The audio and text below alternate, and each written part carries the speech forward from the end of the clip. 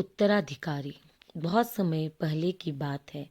सोनपुर बहुत ही सुंदर एवं संपन्न राज्य था। वहाँ का राजा शेर सिंह काफी दयालु था।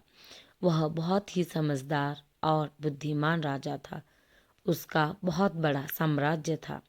राजा के 10 बेटे थे। अपनी पूरी जिंदगी उसने अच्छे से शासन चलाया था, पर अब वह बूढ़ा हो चला था और उसे उसी की तरह एक उत्तराधिकारी की तलाश थी। यही सोचकर एक दिन राजा ने अपने सभी बेटों को बुलाया और कहा, देखो बच्चों, अब मैं बूढ़ा हो चला हूँ और चाहता हूँ कि तुम में से किसी एक को अपना उत्तराधिकारी बना दूं। यह सुनकर सभी बेटे खुश हो गए और खुद को एक दूसरे से बेहतर साबित करने की कोशिश करने लगे। राजा ने कहा कि मैं तुम सबको एक काम देता हूँ और जो भी इस काम को सबसे बढ़िया तरीके से करेगा वही इस राज्य का नया राजा बनाया जाएगा। राजा ने सभी बेटों को एक एक बीज दिया और कहा, तुम सबको इस बीज को लेकर 1 साल के लिए जंगल में जाना है। वहाँ इसे रोपना है और देखभाल करनी है। 1 साल के बाद मैं उसे देखने आऊँगा। जिसका पेड़ सबसे बड़ा होगा वही इस राज्य का नया राजा बनेगा। उस राजा के सबसे छोटे बेटे का नाम कुमार था। कुमार भी इन सब सारी बातों को बहुत ध्यान से सुन रहा था। राजा के सभी बेटों ने बीज लिया और अलग अलग दिशाओं में जंगल की ओर निकल गए। कुमार ने भी जंगल पहुंचकर उस बीज को रोप दिया।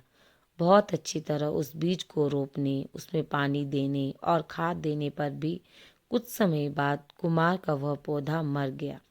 दूसरी ओर राजा के दूसरे बेटों ने जब बीज को रोपकर उसमें खाद दिया तो बीज से पौधा और पौधे से पेड़ बनने लगा।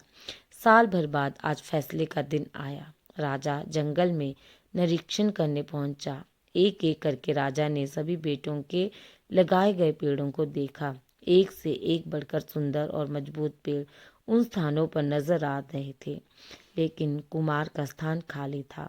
सभी मंत्री उसकी ओर देख रहे थे और अन्य सभी राजकुमारों की तारीफों के पुल बांध रहे थे। इसी बीच राजा ने सभी बेटों को देखा और मुस्कुराए। कुमार राजा को देखकर शर्म के मारे अपनी आंखें चुराने लगा। राजा ने कुमार को देखा और सभी मंत्रियों की ओर मुड़कर बोला, सुनो साथियों, आपका नया राजा और मेरा उत्तराधिकारी चुन लिया गया है। सभी बेटों की धड़कनें तेज हो गई। राजा ने कहा, आज से आपके नए राजा कुमार होंगे। राजा के दूसरे सभी बेटे और मंत्री यह सुनकर स्तब्ध रह गए। राजा ने कहा, मैंने अपने सभी बेटों को वही बीज दिया था जो बंजर था और उसमें कभी कोई पौधा या पेड़ नहीं उग सकता था। मेरे अन्य बेटों ने मुझे धोखा देने के लिए उस बीज को बदल दिया, लेकिन कुमार अपने काम के प्रति ईमानदार था और वह उसी वास्तविकता और ईमानदारी के साथ मेरे सामने आया जो उसने हासिल किया। इसीलिए इस राज्य का नया राजा कुमार होगा। अपनी सच्चाई और ईमानदारी से कुमार ने उस राज्य के उत्तराधिकारी का पद हासिल किया और एक अच्छा राजा बनकर राज्य को चलाया। धन्यवाद।